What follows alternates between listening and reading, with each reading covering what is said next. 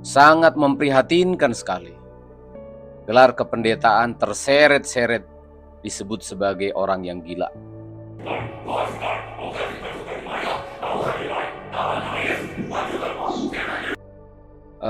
Rekan-rekan mungkin sudah mendengarkan juga peristiwa-peristiwa yang masih hangat akhir-akhir ini. Oknum pendeta yang menyatakan dirinya dipenuhi dengan Roh Kudus, menyatakan dirinya menerima sesuatu dari Tuhan, lalu bermanifestasi dengan menggoyang-goyangkan badannya, lalu mengucapkan kata-kata yang agak sulit kita pahami. Nah, ini menjadi bahan tertawaan. Kalau saudara perhatikan itu di media sosial itu menjadi bahan tertawaan khususnya untuk anak-anak generasi zaman sekarang, Gen Z ya.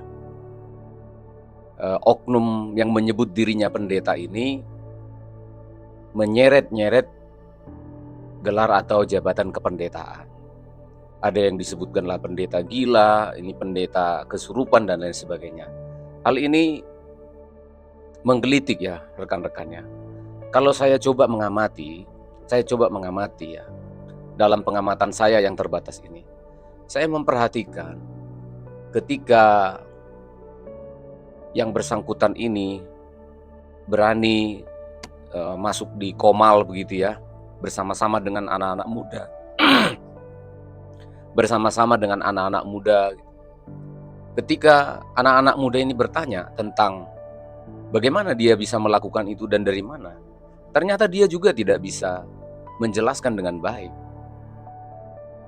Apa yang disebut dengan dia dipenuhkan dengan Roh Kudus, ada manifestasi, ada kuasa yang ada di dalam dirinya, ternyata dia tidak bisa menjelaskan. Nah, dari hal inilah makanya saya selalu menekankan untuk menjadi hamba Tuhan itu semua bisa. Semua bisa jadi hamba Tuhan. Ya memang kita adalah hamba-hamba Allah kan. Walaupun saudara bukan seorang pendeta, tapi kita semua hamba-hamba Allah. Tetapi tidak semua orang menjadi pendeta. Tidak semua orang terpanggil menjadi pendeta. Tidak semua orang terpanggil menjadi gembala. Karena untuk menjabat jabatan itu, jabatan rohani itu, sebagai gembala, sebagai guru, sebagai pendeta, di Indonesia disebut gelarnya pendeta, itu berbeda pertanggungjawabannya. Maka seorang gembala atau seorang pendeta itu dia harus punya kualifikasi yang selalu saya katakan di dalam 1 Timotius pasal yang ketiga ayat 1 sampai seterusnya itu deretan kualifikasi harus diperhatikan. Karena apa? Kita harus memberikan pertanggungjawaban. Maka seorang pendeta, seorang gembala, maka dia harus memiliki kesanggupan doktrinal, kemampuan teologis, karena dia sebagai guru untuk memaparkan apa yang menjadi ajaran-ajaran dasar Alkitab. Maka otomatis karena syarat dalam 1 Timotius itu berbicara tentang orang yang dia haruslah orang yang cakap mengajar, maka dia harus terpelajar. Nah, sehubungan dengan persoalan yang saya sebutkan di depan tadi, menyatakan dirinya dipenuhkan dengan Roh Kudus, ada kuasa, manifestasi Roh Kudus. Nah, itu harus dipelajari. Sudah ribuan tahun para teolog, para bapak-bapak gereja menggali, mendalami apa itu yang disebut dengan kepenuhan Roh Kudus. Dalam dunia kependetaan, dunia teologi disebut sebagai satu khusus keilmuan untuk itu, namanya pneumatologi, teologi yang berbicara tentang pneuma atau roh.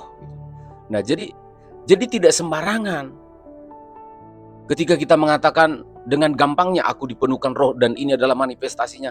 Dengan gampangnya kita mengatakan demikian tanpa ada dasar penjelasan yang biblika, tanpa ada penjelasan teologis yang bisa dipertanggungjawabkan. Nanti masing-masing orang punya pengalaman yang berbeda-beda.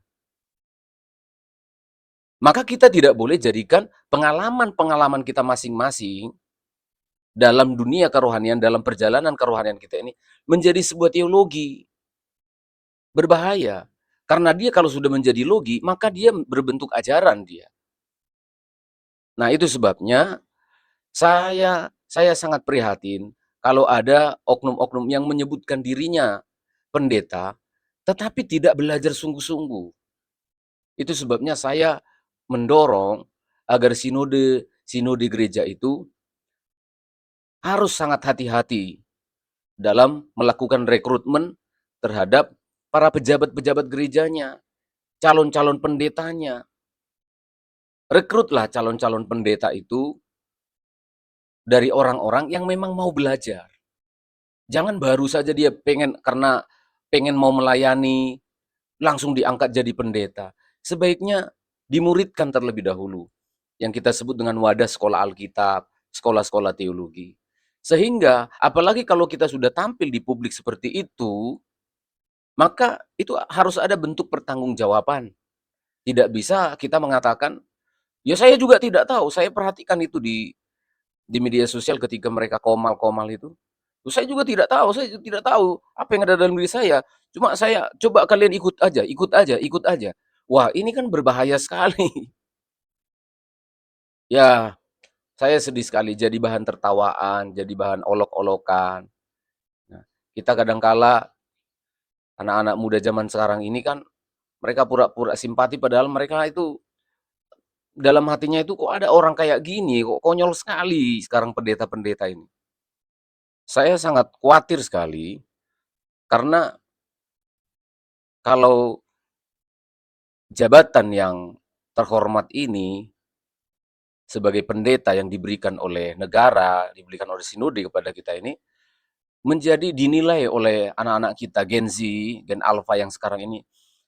Jadi pendeta itu menjadi sesuatu yang, apa ya, menjadi sesuatu yang amburadul gitu ya, sangat murahan, sangat kocak gitu, dan aneh gitu loh. Karena beda sekali logika berpikir anak-anak zaman sekarang dengan kita di orang-orang baby boomers, orang-orang milenial yang dulu gitu. Nah, jadi kita harus menjaga marwah dari lembaga atau asosiasi atau dunia kependetaan ini gitu loh. Maka kita menurut saya ini adalah tanggung jawab dari sinode gereja masing-masing.